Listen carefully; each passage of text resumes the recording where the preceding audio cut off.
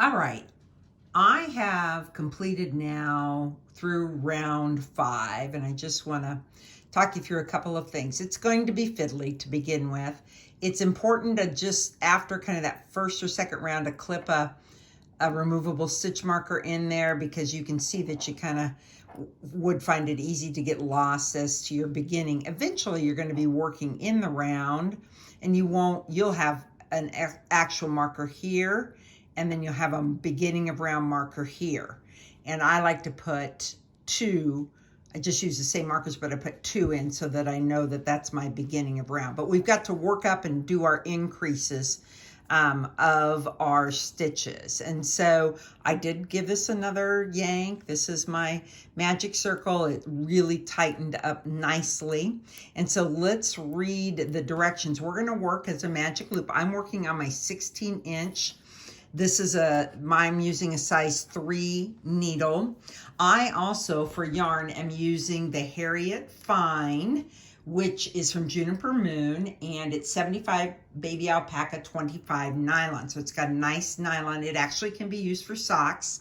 It's got 461 yards for 100 grams. So it's a smidge finer, thinner than like Lazy Bee sock yarn. So I'm kind of anxious. I'm going to have to check my gauge, etc., etc. You will have 4 sections that should all have the same number of stitches on that, and then we're going to refer to the chart. I want to show you what you do. You will repeat row 5 and a plain row until you have the right number of stitches between each 4 stitch, or each 4 segments. So you'll come around and you'll do a knit 2. So this is especially nice for not doing your make 1 right at the beginning. So it's really kind of a knit 2, and then you make 1 left. I like to use my right hand needle. Some people might pick that up from front to, like, they might use their left hand needle and go down and pick up the bar like this and put it on their needle. I just find it easier to lift her up, lift the bar. You're lifting the bar in between the stitches. Sorry, let's get it in focus.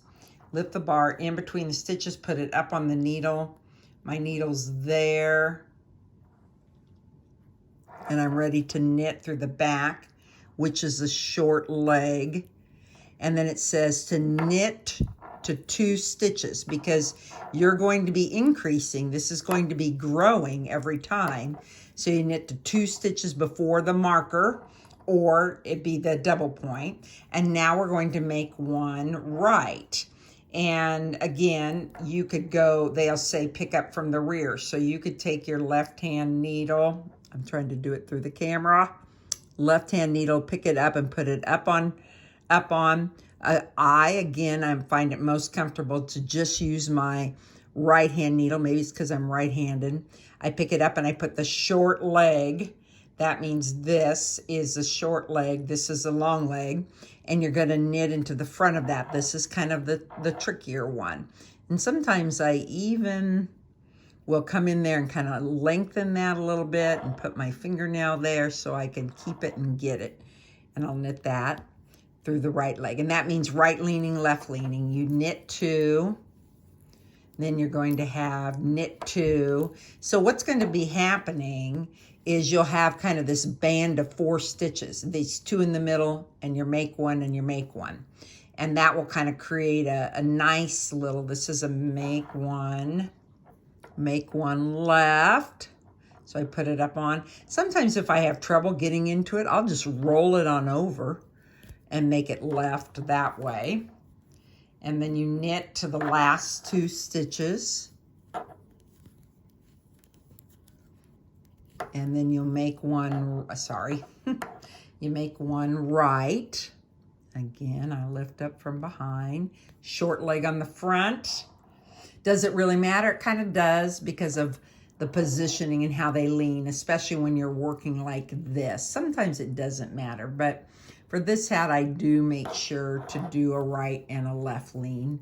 So it creates kind of that wedge look. You knit to the end, and then you're gonna pinch and turn just like we do. Our magic loop, push, push, push. Throw your yarn up and over the back of that needle. Make sure you're doing that so you're not getting an extra yarn over there. Pull it out, and at some point you won't have to be doing. Now, sometimes those interchangeables do that. So we knit our two,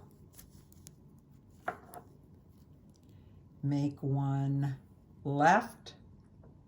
That means a short leg in the back. Knit to 2 stitches before the marker. And again, as any project, this is going to be super fiddly at the beginning. I'm sorry, I feel like I'm all over the place. Make one right. I'm going to pull that out so I can make it.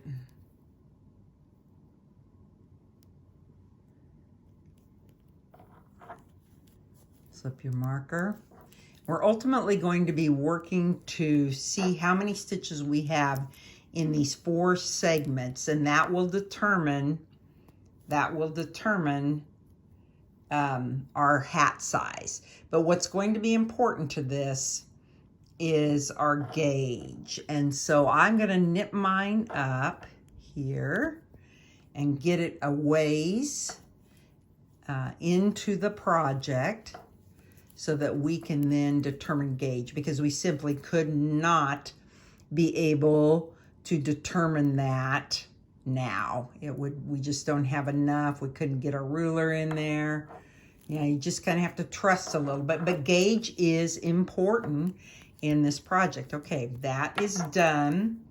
And again, you'll turn it, get to the front.